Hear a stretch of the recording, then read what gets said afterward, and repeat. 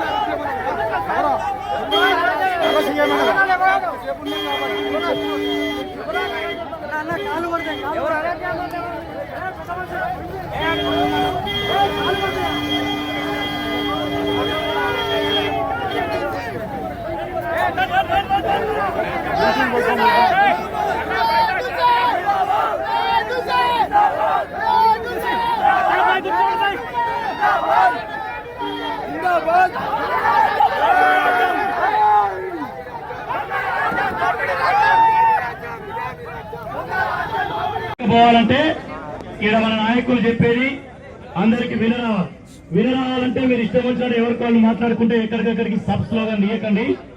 మన సభ ప్రారంభమైంది. ఆ మైక్ ఇవ్వాలి, బస్సు మైకు.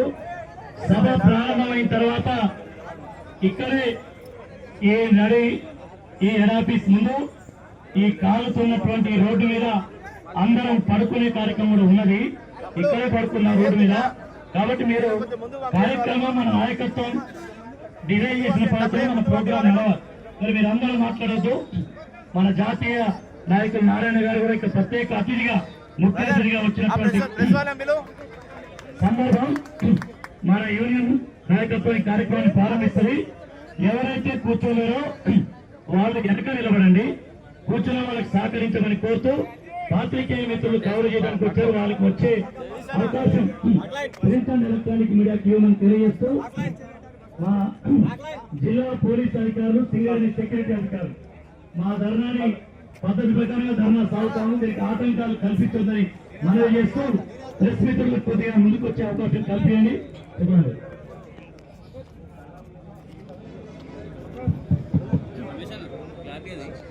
ఈనాటి అంటే ఆయన పబ్లిక్ మీటింగ్ లోనే యువరా మెడికల్ బోర్డు పోయిందని చెప్పింది. ఆ చెప్పిన నాలుగు తొండలు జరగొడతాం అని చెప్పేసి మాట్లాడింది. మరి ఇప్పటి వరకు కూడా దాని మీద ఏం పరిష్కారం చేయలేదు. కాబట్టి ఇవాళ ఈ మెడికల్ బోర్డు సమస్య పరిష్కారం కావాలి. మారుపేర్ల సమస్యని పోయిన గవర్నమెంట్ కేసీఆర్ గారు అసెంబ్లీలో చెప్పిండు, సింగరేణిలో మారుపేరు కార్మికుల సమస్య పరిష్కారం చేస్తాము, వాళ్ళందరినీ సొంత పేరు మీద రెగ్యులరైజ్ చేస్తున్నాడు. కానీ ఇంతవరకు ఏం చేయలేదు. డిస్మిస్ కార్మికులకు అవకాశం ఇవ్వని చెప్పి అడుగుతూ ఉన్నాం.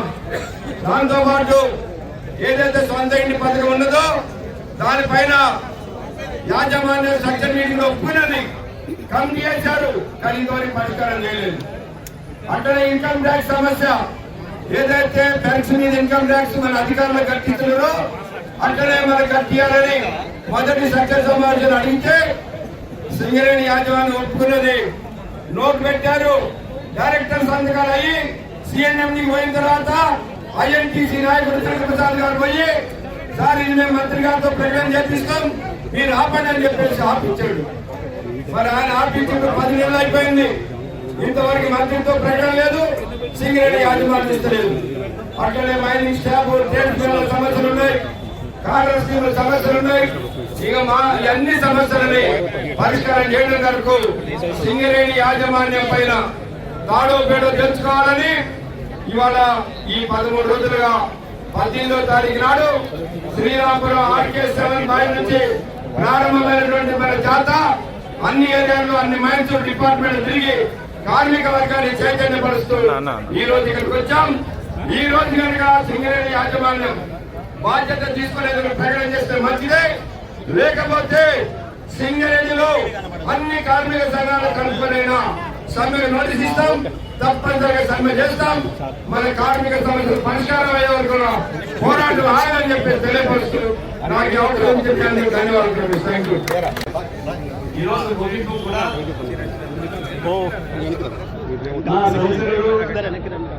మీ ప్రేమ నాయకుడు సాంబశివరావు రావాల్సింది. కానీ అసెంబ్లీలో ఇంపార్టెంట్ మనకున్నది ఒకే ఒక కోరిక. ఆ కోరిక సమకపోతే మన వాడిని బయటికి రాదు. అందువల్ల